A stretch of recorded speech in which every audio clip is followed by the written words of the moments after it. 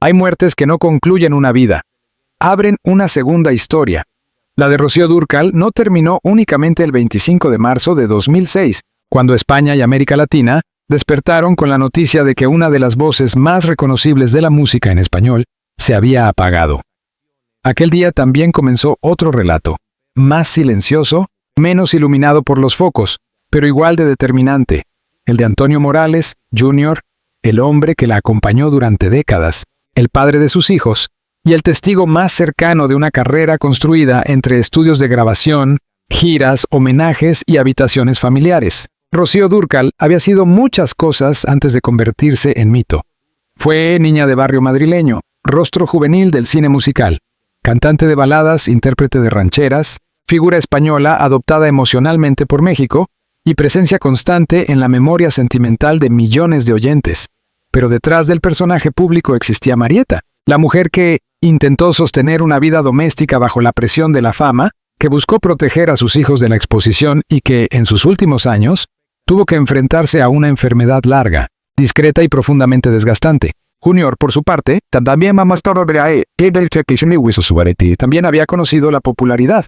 Fue músico, cantante, integrante de una generación que ayudó a modernizar el pop español de los años 60. Sin embargo, con el paso del tiempo, su figura quedó asociada de manera inseparable a la de Rocío. Para algunos fue el esposo de la gran estrella. Para otros, el hombre que dejó parte de su carrera en segundo plano para acompañar el proyecto familiar. Para sus hijos, fue el padre que sobrevivió a una pérdida difícil de medir desde fuera. Esta Feng Shui reconstruye, con tono objetivo y mirada cultural, no solo la muerte de Rocío Dúrcal, sino también la manera en que esa ausencia pareció prolongarse en la vida de su esposo. No se trata de convertir el dolor privado en espectáculo, sino de observar cómo una pareja célebre, admirada y observada durante décadas, terminó convertida en símbolo de amor, duelo, contradicciones familiares y legado artístico. Para entender la muerte de Rocío Dúrcal hay que retroceder mucho antes del hospital, de los comunicados, de los homenajes y de las portadas. Hay que regresar a una España donde el cine musical buscaba rostros luminosos y voces capaces de llenar salas enteras. En ese contexto apareció una joven llamada María de los Ángeles de las Heras Ortiz, que muy pronto adoptaría el nombre artístico de Rocío Dúrcal. Su imagen conectó con una generación que veía en ella una mezcla de cercanía y aspiración. No era solo una actriz juvenil, ni únicamente una cantante prometedora. Era un producto cultural de una época, disciplinada, sonriente, familiar, moderna dentro de los límites permitidos por el entretenimiento de entonces. Las películas la convirtieron en figura popular, pero la música le permitió cruzar fronteras. El encuentro con México fue decisivo. Allí, Rocío dejó de ser únicamente una estrella española para convertirse en una intérprete profundamente asociada a la ranchera. Su voz, educada en la balada y en la canción melódica, encontró en el repertorio mexicano una intensidad nueva. No imitó a México. Lo interpretó desde una sensibilidad propia. Esa diferencia explica parte de su permanencia. Rocío Dúrcal fue extranjera y al mismo tiempo profundamente familiar para el público mexicano. Mientras su carrera se expandía, su vida privada se estructuraba alrededor de Antonio Morales. La relación entre ambos no puede entenderse como un simple matrimonio de celebridades. Fue también una sociedad afectiva y profesional, una alianza marcada por renuncias, equilibrios y decisiones que afectaron la trayectoria de los dos. Junior no desapareció de la escena, pero su figura pública fue cambiando de lugar. Con el tiempo, la estrella más visible fue Rocío. La enfermedad alteró ese equilibrio. A partir de los primeros años del siglo XXI, la artista comenzó un proceso médico que modificaría sus rutinas, sus apariciones y su relación con el público. Durante un tiempo, siguió grabando, recibiendo reconocimientos y manteniendo una imagen de serenidad. Pero el desgaste era real. Su muerte, aunque esperada por quienes conocían la gravedad del cuadro, golpeó con fuerza, porque pareció cerrar una época de la música popular hispana. Lo que vino después fue otra historia, la de una familia obligada a reorganizarse sin su centro emocional, la de un viudo que quedó unido al recuerdo de su esposa hasta el final, la de unos hijos que heredaron no solo bienes o canciones, sino también el peso de un apellido convertido en patrimonio sentimental. Rocío Dúrcal perteneció a una clase de artistas que ya casi no existen, figuras formadas en varios oficios a la vez. Cantaba, actuaba, posaba, concedía entrevistas, sostenía giras y entendía que la fama era una maquinaria exigente. En sus primeros años, Su imagen fue cuidadosamente asociada a la juventud, la dulzura y el optimismo. En un país todavía marcado por restricciones sociales y culturales, su presencia ofrecía una forma de evasión. El cine fue su primera gran plataforma. Las películas musicales de los años 60 necesitaban protagonistas capaces de encarnar frescura y disciplina. Rocío cumplía esa función con naturalidad. Su rostro transmitía inocencia, pero su manera de trabajar revelaba una profesionalidad temprana. Esa combinación permitió que su carrera avanzara con rapidez. Sin embargo, la historia de Rocío no se explica solo por su ascenso cinematográfico. Muchas actrices juveniles de aquella época quedaron ligadas a una temporada concreta de la cultura popular. Ella, en cambio, logró una segunda vida artística. La transición hacia la música adulta fue el verdadero punto de inflexión. Su acercamiento al repertorio mexicano transformó su identidad pública. La ranchera exigía algo distinto. No bastaba con afinar ni con proyectar una imagen agradable. Había que cargar cada frase de pérdida, orgullo, ironía, despecho o resignación. Rocío encontró ahí un espacio interpretativo más amplio.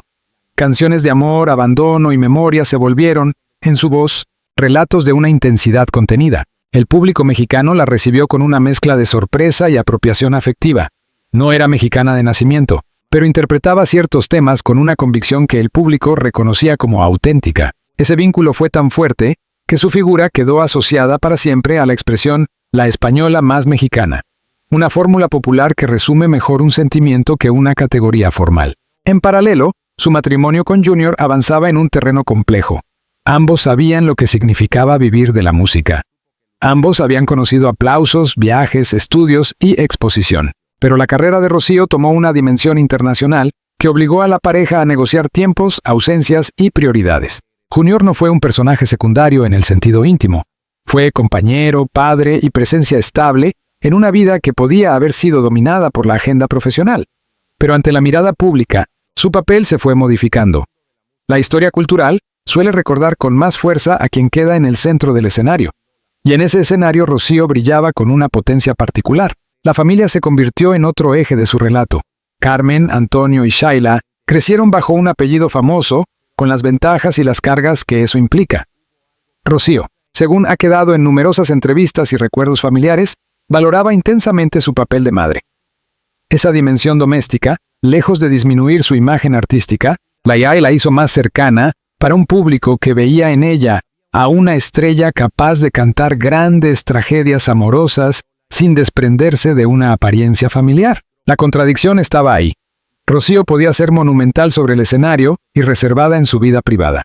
Podía cantar como si narrara una herida universal, pero proteger celosamente los detalles de su casa. Esa tensión entre exposición y reserva se volvería decisiva durante su enfermedad. La artista no convirtió su deterioro en espectáculo. La información apareció de manera medida, fragmentaria, siempre rodeada de respeto por su intimidad. Por eso su muerte causó una reacción tan intensa.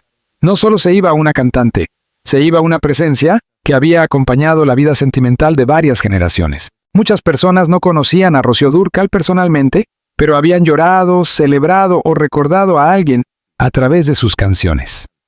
Esa es una de las formas más profundas de la fama. Cuando la voz de una artista deja de pertenecerle por completo y pasa a formar parte de la memoria privada de millones. La enfermedad de Rocío Dúrcal no irrumpió en la opinión pública como un escándalo. Fue entrando de forma gradual, entre noticias de tratamientos, pausas profesionales y apariciones cada vez más cuidadas. En una cultura mediática acostumbrada a buscar detalles íntimos, la artista mantuvo una actitud discreta. Su entorno también procuró preservar una frontera entre la información necesaria y el dolor privado. Esa reserva no impidió que el público percibiera la gravedad del momento. Cada aparición era leída con atención.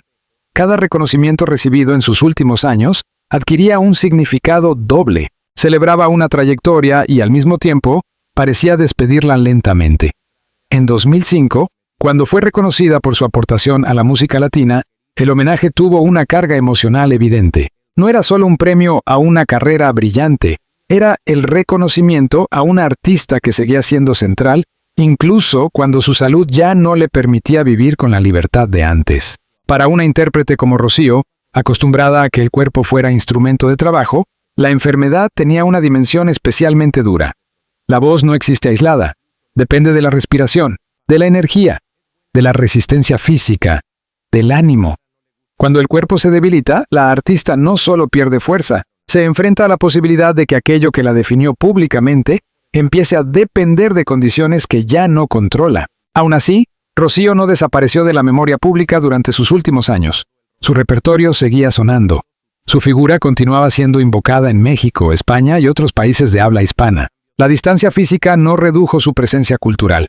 Al contrario, la enfermedad pareció intensificar la percepción de que su obra ya pertenecía a una categoría distinta, la de los legados que sobreviven a la actualidad. En el centro de ese periodo estaba Junior. La imagen pública del esposo de una artista enferma suele simplificarse con facilidad. Se le presenta como guardián, acompañante o testigo. Pero la realidad de una enfermedad larga es más compleja.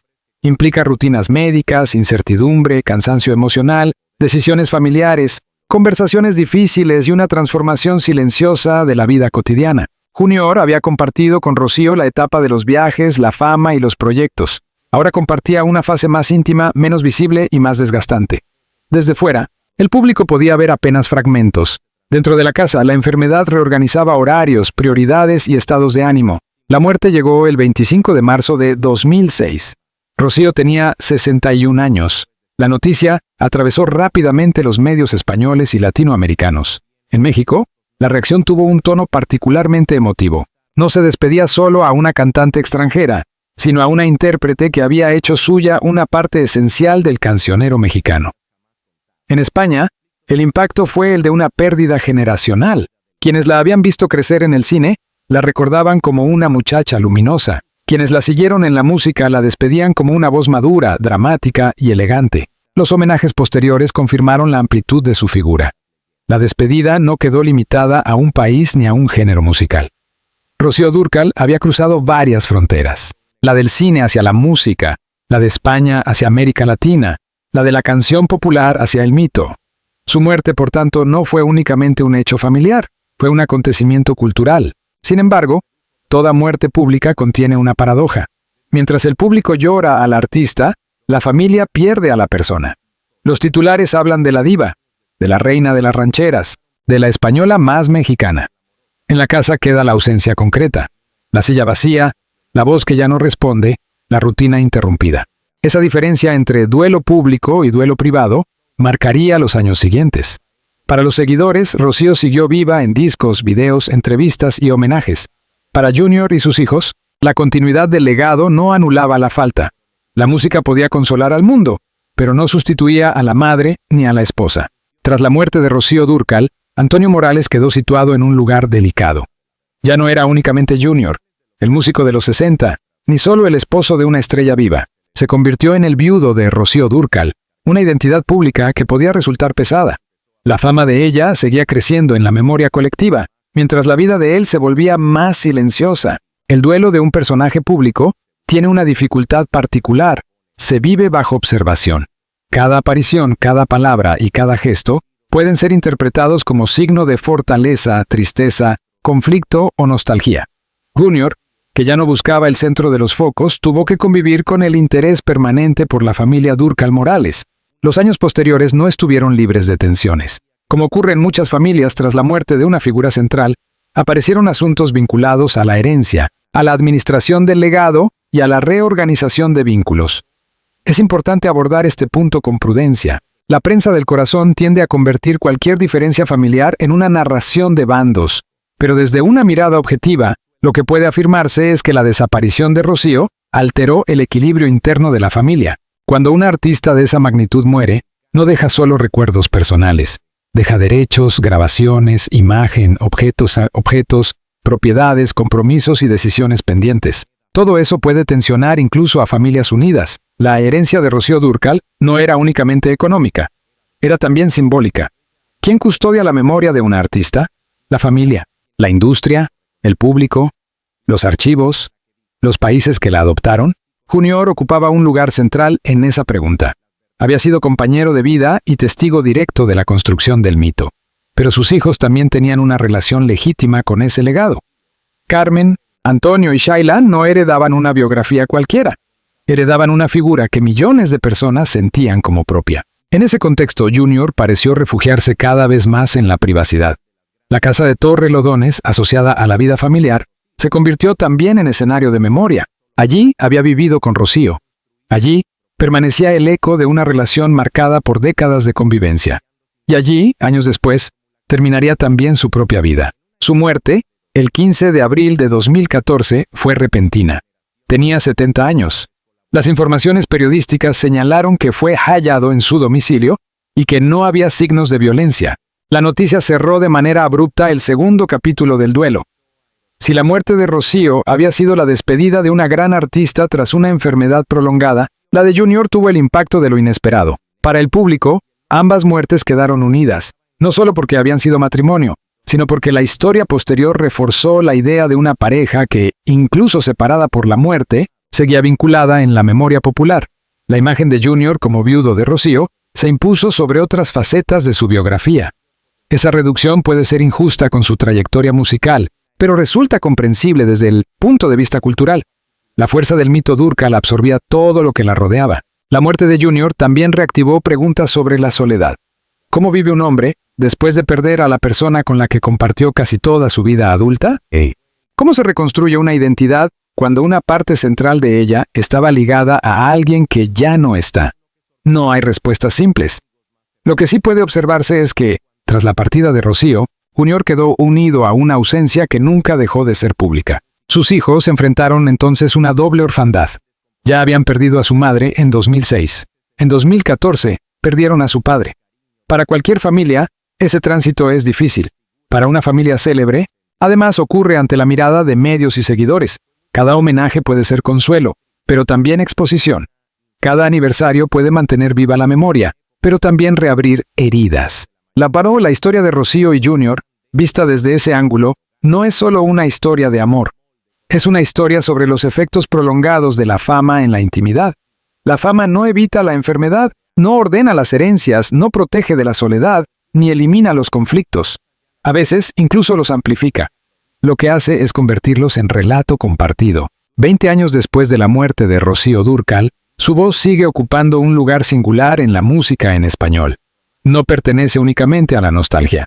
Sus canciones continúan circulando entre generaciones que no vivieron su época de mayor presencia mediática. Esto demuestra que su legado no depende solo del recuerdo biográfico, sino de la eficacia emocional de sus interpretaciones. Rocío cantaba con una claridad que hacía comprensible el dolor sin exagerarlo. Esa cualidad explica por qué muchas de sus versiones siguen funcionando. No necesitaba sobreactuar para transmitir pérdida. Su manera de frasear permitía que la emoción pareciera directa, pero no descontrolada. Esa contención fue una de sus grandes virtudes. En el repertorio asociado a Juan Gabriel, encontró una arquitectura perfecta para su sensibilidad. Las canciones tenían drama, melodía y una teatralidad interna que Rocío supo administrar con inteligencia. En sus interpretaciones, el abandono no era solo queja, era memoria. El amor no era solo entusiasmo, era también balance, orgullo, resignación o despedida. Por eso su muerte se sintió como algo más amplio que la desaparición de una cantante. Se perdió una forma de interpretar la música popular. Una manera de unir elegancia española, intensidad mexicana y sensibilidad latinoamericana. Su obra operó como puente cultural en un tiempo en que esos puentes no se construían mediante estrategias digitales, sino a través de discos, giras, televisión y una conexión lenta pero profunda con el público. Junior forma parte de ese legado, aunque de un modo más discreto. Su papel no debe limitarse al de esposo doliente. Antes de Rocío, tuvo una carrera propia dentro del pop español. Con Rocío, formó una familia que quedó integrada en la historia sentimental de la música hispana. Después de Rocío, encarnó la figura del sobreviviente, alguien que continúa viviendo cuando el centro emocional de su vida ha desaparecido. La tragedia de esta pareja no reside en un secreto oscuro ni en una escena melodramática. Reside en algo más reconocible: la enfermedad que llega, la fama que no protege, la familia que intenta reorganizarse, el viudo que permanece, los hijos que heredan un nombre enorme y el público que convierte una vida privada en memoria colectiva. Rocío Dúrcal murió después de una lucha contra el cáncer. Junior murió años después, de forma repentina, en la misma localidad donde ambos habían construido parte de su vida familiar. Entre una muerte y otra, transcurrieron 8 años, pero culturalmente parecen formar una sola secuencia. Primero se apagó la voz, después el testigo más cercano de esa voz. La memoria popular tiende a romantizar estas coincidencias.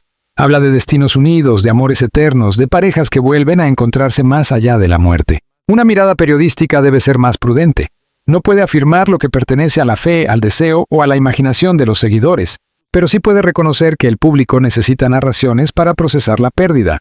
Y la historia de Rocío y Junior ofrece una narración poderosa.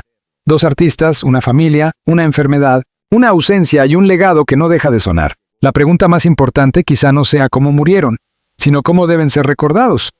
¿Como una pareja marcada por la tragedia? ¿Como dos figuras de la cultura popular que vivieron bajo la presión de la fama? ¿Como una familia que, como tantas otras, tuvo que enfrentar enfermedad, duelo y tensiones? ¿O como parte de una historia mayor sobre la música en español y su capacidad para unir países, generaciones y memorias íntimas? Rocío Dúrcal sigue viva cada vez que alguien escucha una ranchera suya y la siente propia. Junior permanece en el relato como compañero, músico y figura inseparable de una etapa decisiva. Sus muertes fueron dolorosas, pero su historia no se reduce al final.